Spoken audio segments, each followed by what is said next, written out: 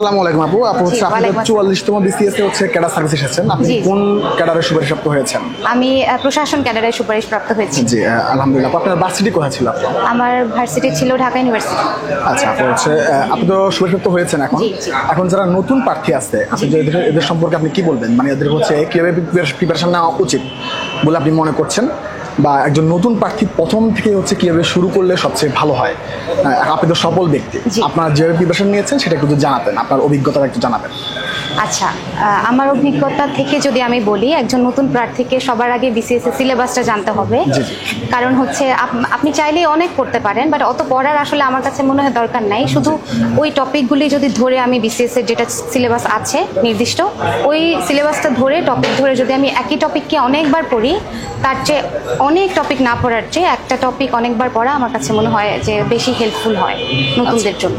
আচ্ছা আচ্ছা আপু হচ্ছে আপনি কনফিডেন্সে এক্সাম দিয়েছেন কিনা? আমাদের তো হচ্ছে এক্সাম সিস্টেম হচ্ছে ফাইনের সিস্টেম আছে, যে হচ্ছে পরীক্ষা না দিলে ফাইন দিতে হয়। আপনি কখনো ফাইন দিয়েছেন? না, আমি কখনো ফাইন দিই নাই। আমি সবসময় অ্যাটেন্ড করেছি, কারণ আমি পরীক্ষাকে সবচেয়ে বেশি প্রাধান্য দিয়েছি। আমার কাছে মনে হয়েছে পড়ার চেয়েও আমি যদি পরীক্ষা দিই, পরীক্ষা আমাকে এটা আইডেন্টিফাই করতে হেল্প করে যে আমার কোথায় ঘাটতি আছে বা আমার কোন জায়গাটা নিয়ে আরও কাজ করতে হবে। এই জন্য আমি কখনোই পরীক্ষায় স্কিপ করিনি। আমার যদি প্রিপারেশনও না থাকতো, I still attended the exam.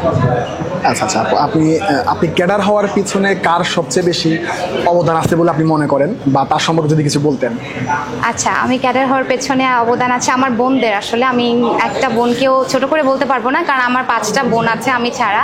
তো আমার 5 বোনের আমার জন্য অনেক সাপোর্ট ছিল। আমার মা মারা যায় অনেক ছোটবেলায়, তারপর থেকে আমার বোনরা আমাকে তাদের সন্তানের মতো বড় করে। আমার যত ধরনের সিদ্ধান্ত তারা সাপোর্ট করেছে। তারা ফাইন্যান্সিয়াল যে ব্যাকআপটা, একটা অ্যাসপিরেন্টের জন্য আমি মনে করি একটা ফাইন্যান্সিয়াল ব্যাকআপ থাকা অনেক জরুরি।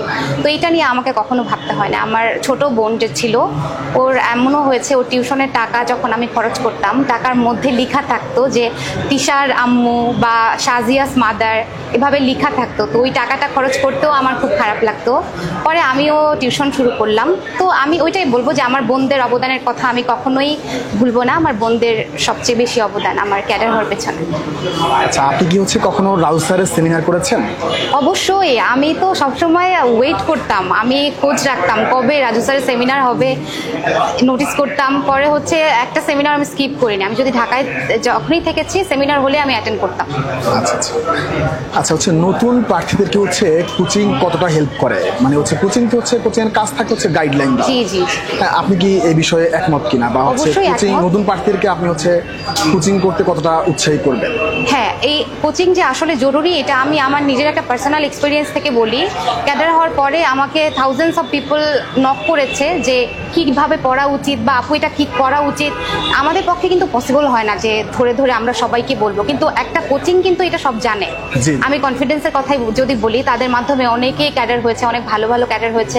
তো কনফিডেন্সের কথা যদি বলি, যে সে যদি কনফিডেন্সের কাছে গিয়ে এই ধরনের হেল্প নেয় যে আমাকে কি পড়া উচিত বা কি করা উচিত, তো সে অবশ্যই উপকৃত হবে এবং একটা সঠিক গাইডলাইন সে পাবে।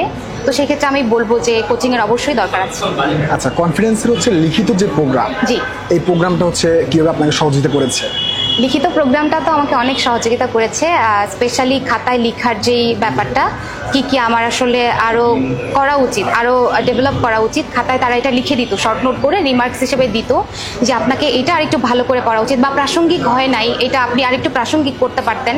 তো এই যখনই আমি খাতার মধ্যে এই রিমার্কসগুলো দেখতাম, তখন হচ্ছে আমি ট্রাই করতাম যে ওইটাকে আরও প্রাসঙ্গিক করার বা আরও কিছু আলাদা কিছু আমি কন্টেন্ট ওইখানে অ্যাড করার। তো পরীক্ষা আমাকে কনফিডেন্সের রিটেন এক্সাম তো আমাকে খুবই হেল্প করেছে। ঠিক আছে আপু, আপনার ভবিষ্যৎ জীবনের জন্য শুভকামনা রইল। Thank you.